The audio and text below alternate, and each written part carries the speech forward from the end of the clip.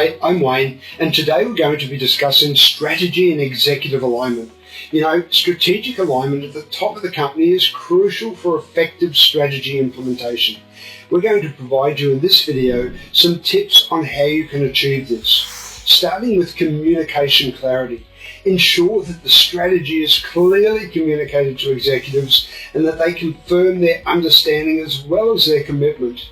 Then build consensus. Achieve consensus among executives on strategic priorities in particular. And then define the roles. Clearly define roles and responsibilities for each executive so there can be no misunderstanding. Regular updates. Hold regular strategy meetings for updates as well as any adjustments that are needed. Then encourage collaboration.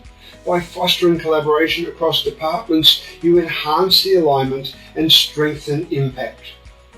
Executive alignment ensures your strategy is executed effectively and efficiently.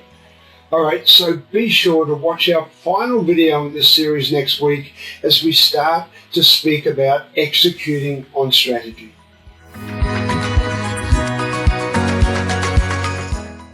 So what are you waiting for? Hit the subscribe button below and click on the bell icon so I can pop up in your feed occasionally with a great tip for your ultimate growth.